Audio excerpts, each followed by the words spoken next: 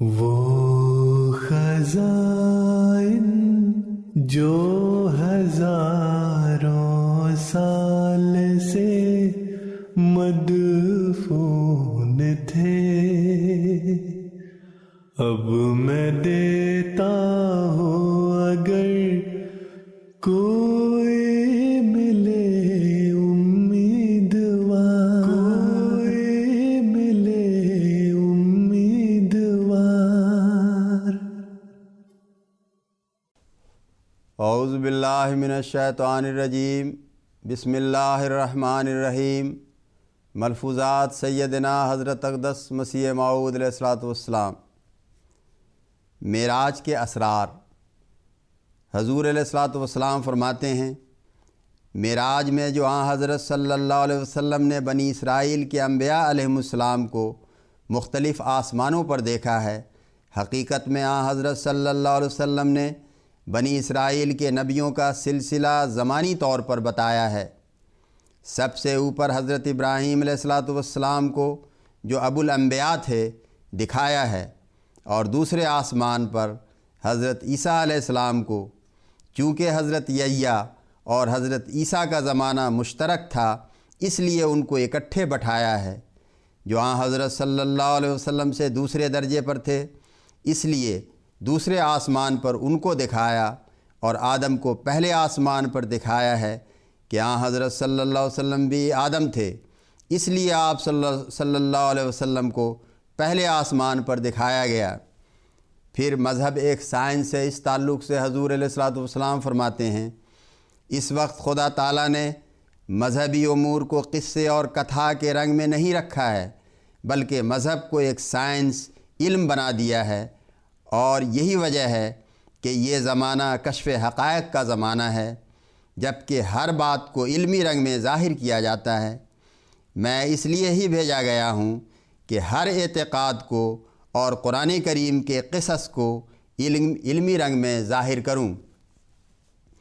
پھر ذوالقرنین اور مسیح موعود کے تعلق سے حضور علیہ الصلوۃ والسلام فرماتے ہیں، یہ زمانہ چونکہ کشف حقائق کا زمانہ ہے اور خدا تعالیٰ قرآن شریف کے حقائق اور معارف مجھ پر کھول رہا ہے، ذوالقرنین کے قصے کی طرف جو میری توجہ ہوئی تو مجھے یہ سمجھایا گیا ہے کہ ذوالقرنین کے پیرایا میں مسیح موعود ہی کا ذکر ہے، اور اللہ تعالیٰ نے اس کا نام ذوالقرنین اس لیے رکھا ہے کہ قرن چونکہ صدی کو کہتے ہیں اور مسیح موعود 2 قرنوں کو پائے گا، اس لیے ذوالقرنین کہلائے گا۔ چونکہ میں نے 13ویں اور 14ویں صدی دونوں پائی ہیں، اور اسی طرح پر دوسری صدیاں ہندوؤں اور عیسائیوں کی بھی پائی ہیں، اس لحاظ سے تو ذوالقرنین ہے۔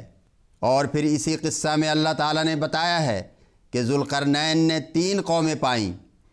اول وہ جو غروب آفتاب کے پاس ہے اور کیچڑ میں ہے، اس سے مراد عیسائی قوم ہے جس کا آفتاب ڈوب گیا ہے، یعنی شریعت حقہ ان کے پاس نہیں رہی، روحانیت مر گئی اور ایمان کی گرمی جاتی رہی ہے، یہ ایک کیچڑ میں پھنسے ہوئے ہیں۔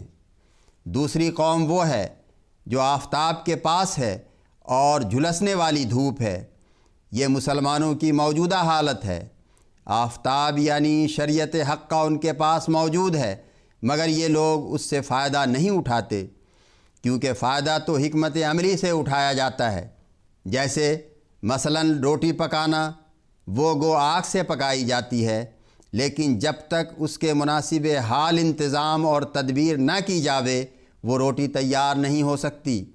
اسی طرح پر شریعت حقہ سے کام لینا بھی ایک حکمت عملی کو چاہتا ہے۔ پس مسلمانوں نے اس وقت باوجود کہ ان کے پاس آفتاب اور اس کی روشنی موجود ہے اور ہے، لیکن کام نہیں لیا اور مفید صورت میں اس کو استعمال نہیں کیا، اور خدا کے جلال اور عظمت سے حصہ نہیں لیا۔ اور تیسری وہ قوم ہے جس نے اس سے فریاد کی کہ ہم کو یاجوج ماجوج سے بچا، یہ ہماری قوم ہے جو مسیح موعود کے پاس آئی اور اس نے اس سے استفادہ کرنا چاہا ہے۔ غرض آج ان قصوں کا علمی رنگ ہے۔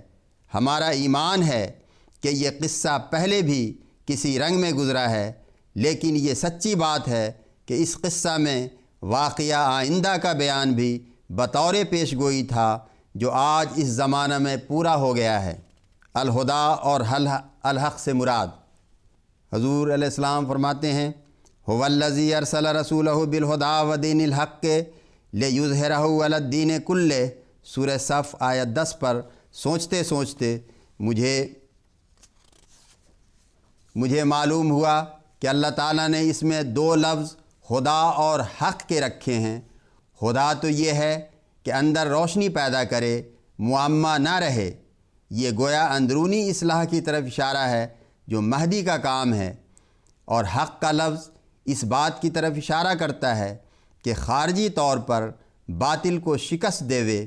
چنانچہ دوسری جگہ آیا ہے جال حق و وضحق الباطل، اور خود اس آیت میں بھی فرمایا ہے لیظہرہ علی الدین کلہ، یعنی اس رسول کی آمد کا نتیجہ یہ ہوگا کہ وہ حق کو غلبہ دے گا۔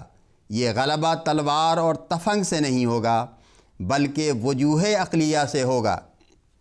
یاد رکھو کہ پاک صاف عقل کا خاصہ ہے کہ وہ قصوں پر اکتفا نہیں کرتی بلکہ اسرار کو کھینچ لاتی ہے۔